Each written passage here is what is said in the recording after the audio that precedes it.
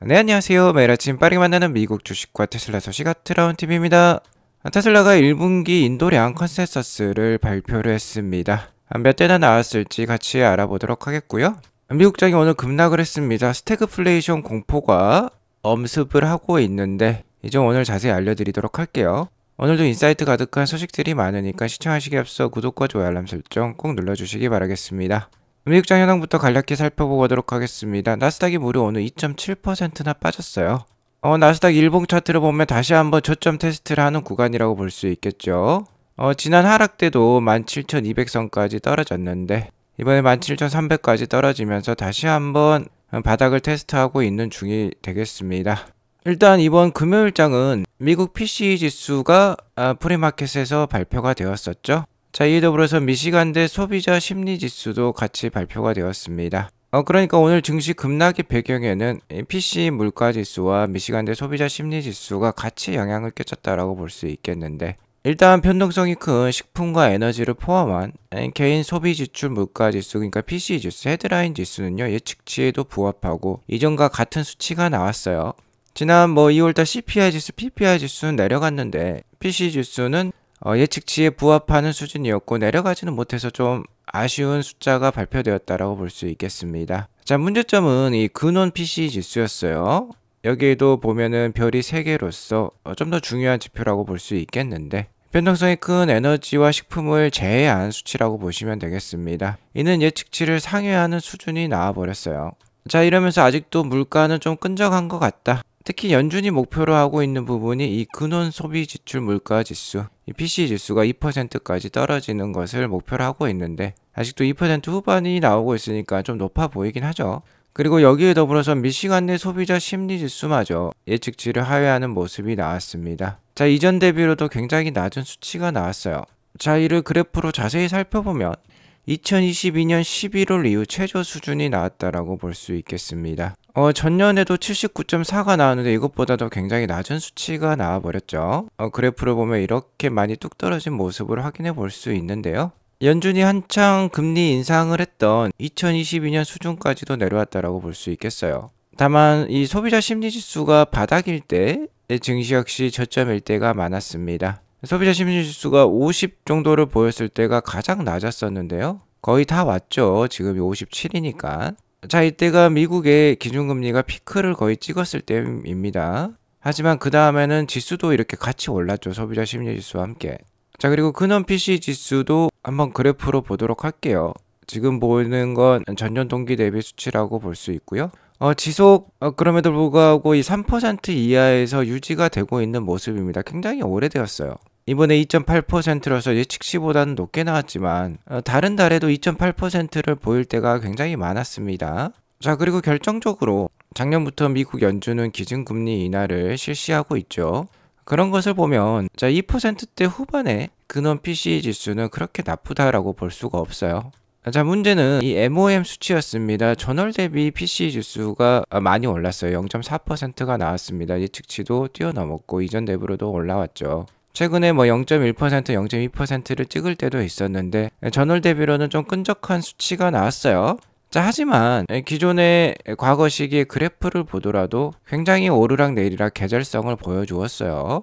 오늘 증시에 가장 악영향을 미친 부분이 근원 PC 지수가 전월 대비 많이 올랐다라는 부분인데, 다른 과거의 달도 보면은 오르락내리락 하는 시점이 많았기 때문에 그렇게 크게 의미를 둘 필요는 없을 것 같습니다. 자, 오늘 시장 하락의 급락의 배경은 역시나 차주 4월 2일에 대한 경계감이라고 볼 수 있겠어요. 이미 트럼프 대통령이 복선을 깔았던 게 바로 금주에 발표되었던 수입산 자동차 25% 관세 부과였죠.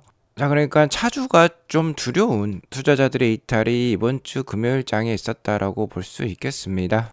주식시장은 불확실성을 매우 싫어하고 불확실성을 싫어한 사람들이 이탈했다라고 볼 수 있겠죠. 다만 오늘 새벽에 확인한 이 금리 인하 확률을 보면은요, 그럼에도 불구하고 희망의 끈이 보여요. 아무래도 주가가 하락을 하고 소비자 심리지수도 하락한 것을 보니까 금리 인하 기대감은 더 올라갔다라고 볼 수 있겠습니다.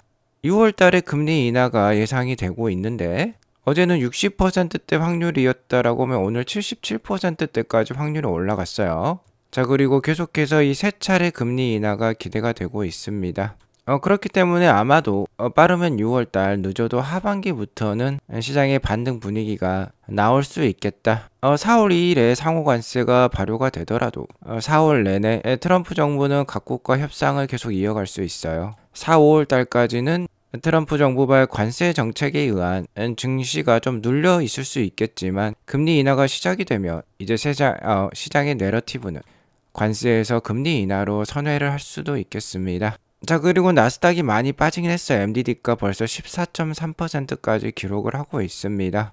그리고 금리 인하가 시작될 6월 달에는 테슬라가 바야흐로 피지컬 AI 시대를 열어 제끼는 순간이라고 볼 수 있겠죠. 그리고 나스닥에 두 분기 연속 음봉을 만들어내는 하락은 좀 드물었습니다. 리만 사태라든지 연준의 급속한 금리 인상이 있었던 2022년이라든지 이런 특수한 상황을 제외를 하면 나스닥이 한 개 분기 정도 기간 조정을 보이면 그 다음 분기는 상승을 많이 보여주었어요. 자, 아무튼 투자는 쉽지 않습니다. 대부분의 사람들이 화폐 가치 하락과 끊임없이 공급되는 유동성 상승으로 인해서 자신이 보유하고 있는 자산이 이렇게 만만하게 올라간다라고 생각을 하고 있어. 하지만 실제로 대부분의 자산의 움직임은 이렇게 출렁거리면서 우상향을 하기 마련입니다. 특히 주식시장은 하루하루 그 등락률이 너무나도 심하기 때문에 실제 이러한 곡선으로 주가가 움직이기 마련이죠. 자, 이렇게 출렁거리는 차트도 멀리서 보면 이런 식으로 보일 것입니다. 멀리서 보면 희극이지만 가까이서 보면 비극이란 말이 있죠. 자, 하지만 결국 끝내는 피니시 라인에는 이렇게 스타트 라인보다 높은 지점에 위치해 있습니다. 결국 장기 투자는 승리할 수 있으니까요. 끝까지 포기하지 마시고 안정적으로 주식 투자 잘 이어나가시면 좋겠고요. 테슬라는 금일 3.51% 하락한 263.5불로 마감을 했습니다. 오늘 아마존이라든지 구글이라든지 메타 할 것 없이 4%대 넘는 하락도 보여주었는데 그간의 테슬라 모습과는 좀 다른 모습이죠. 상대적으로 선방하는 모습이 나오긴 했습니다. 일단 테슬라 역시 우려감이 없는 것은 아니에요. 상호 관세가 부과될 4월 2일에 테슬라 1분기 인도량 발표도 있기 때문에 이에 대한 우려감도 작용을 하면서 오늘 하락을 했다라고 볼 수 있겠는데요. 어쨌든 최근 발표한 수입산 자동차 관세 25%는요. 테슬라에게 그렇게 크게 해당되지 않는 부분이고 오히려 다른 경쟁자들에 비해서 훨씬 더 유리한 조건에 있다라고 말씀드렸죠. 테슬라는 100% 지금 미국에서 차량을 만들어서 미국 내에 공급을 하고 있습니다. 자, 그리고 여기에 더불어서 6월 달이 되면 테슬라의 로보택시 사업도 시작을 하죠. 텍사스 오스틴부터 시작을 합니다. 테슬라 공식 계정에서 그러니까 회사 전사적인 차원에서 이미 컨펌을 해주었어요. 확실한 뉴스다라고 볼 수 있겠고요. 자, 이런 것들이 작용하면서 최근 반등세를 보여주긴 했습니다. 하지만 오늘 시장의 하락과 함께 같이 하락했다라고 볼 수 있겠고요. 자, 문제점은 다음 주라고 볼 수 있겠죠. 테슬라 단기 주가에 두 가지 고비가 있겠습니다. 6월이 되면 로보택시가 나오니까 테슬라의 내러티브가 상당히 AI 쪽으로 기울이면서 바뀔 건데요. 그 전에 짚고 넘어갈 게 이 두 가지가 있다라고 볼 수 있겠죠. 일단 모델 Y가 이렇게 연식이 바뀌면서 굉장히 신규 모델이 잘 팔리고 있습니다. 그러면서 2분기 인도량은 굉장히 올라갈 가능성이 높아 보이긴 해요. 하지만 그 전에 1분기 인도량이 일단은 테슬라 주가의 고비가 될 수 있겠죠. 4월 2일 다음 주 수요일 저녁 10시 30분에 발표가 될 예정에 있습니다. 이날 상호관세도 발표가 될 예정에 있기 때문에 4월 2일 수요일장은 굉장히 변동성이 극에 달할 것 같아요. 자, 그리고 2차 고비는 테슬라 1분기 실적 발표가 되겠죠. 4월 21일에서 22일 정도로 예상이 되고 있습니다. 인도량 발표가 나오면 어쨌든 실적 발표일도 정해지니까 그때 알려드리도록 하겠고요. 일단 아마 월가 컨센서스가 36만 대에서 40만 대 사이로 나올 것이다 라고 제가 말씀을 드려왔는데, 자, 실제로 테슬라 IR팀이 공개한 공식 인도량 예상치가 발표가 되었습니다. 37.7만 대로 평균 딜리버리 숫자가 나왔어요. 모델 3Y가 35만 대이고 기타 모델이 2만 대 정도로 예상이 되고 있습니다. 기타 모델의 숫자가 좀 아쉽죠. 아무래도 여기에는 모델 SX에 사이버 트럭까지 들어가 있는데 이번 연식 변경에는 이 모델 Y만 해당이 되는 부분이니까 기타 모델이 좀 힘을 내줬으면 하는데 일단 컨센서스는 좀 낮게 나왔어요. 어쨌든 37만 7천 대의 이 공식 인도량 종합 예상치는 생각보다 높게 나온 것 같습니다. 전년이 38만 7천 대였으니까 전년보다는 낮게 나왔지만 최근에 JP모건에서는 1분기 인도량을 33만 5천 대까지도 낮춰서 예상을 하기도 했어요. 자, 그러니까 37만 7천 대 낮지 않은 숫자죠. 자, 그치만 지금 시장은 테슬라가 연식 변경으로 인해서 많이 생산할 수 없었다라는 점을 인정을 하고 있고, 그러한 점이 이미 주가에도 많이 반영이 되었죠. 자, 그렇기 때문에 약 한 36만 대만 넘기더라도 시장의 반응은 나쁘지 않을 가능성이 높아 보입니다. 그리고 여기에 더불어서 ESS 메가팩 매출이 작년 4분기에 발표되었던 최고 실적이었죠. 이 11기가와트시를 넘기는, 그렇게 또 괄목할 만한 발전을 보여준다라고 하면은 주가는 괜찮을 수 있습니다. 하지만 이거 두 개 다 아직까지는 좀 높은 목표일 수도 있으니까 일단은 좀 경계감을 가지고 4월 2일을 기다릴 필요가 있겠습니다. 뭐 어쨌든 중요한 점은 역시나 올해 테슬라의 스토리가 바뀐다라는 점이 되겠어요. 상반기까지는 어느 정도 테슬라의 차량 판매에 기인한 주가 움직임이 있을 수 있겠지만, 자, 하반기부터는 이제 테슬라가 자동차에서 AI로 바뀝니다. 로보택시가 나오게 되면은 로보택시 사업이 향후에 얼마나 발전할 것인가, 얼마나 수익성을 보여줄 수 있을 것인가, 그런 부분으로 많이 바뀔 거예요. 현재 테슬라 중국에서 진행하고 있는 광고 역시도 이 AI에 주목을 하고 있습니다. 이제 광고 카피라이트를 보면요, Humans drive with their eyes and brain, not just a set of sensors. 테슬라 vehicles do the same 이라는 표현이 있는데요. 자, 사람은 센서로 운전하는 것이 아니라 이 눈과 뇌로 운전을 하죠. 테슬라도 똑같이 그렇게 하고 있다라는 점이 되겠습니다. 그러면서 한 장의 사진이 비전 기반의 카메라를 보여주고 있죠. 테슬라를 제외한 다른 기업들은 지금 라이다 센서에 많이 의존을 하고 있으니까 그 차별점을 알려주고 있는 거예요. 자, 그리고 중국 내 실제 광고는 다른 인플루언서들이 해주고 있습니다. 지금 정말 위험한 자율주행을 하고 있죠. 실제로 지금 자율주행을 하고 있는 것입니다. FSD 주행을 하고 있어요. 13.2.6이죠. 중국에서 하고 있는데 정말 목숨 걸고 지금 자율주행을 하고 있어요.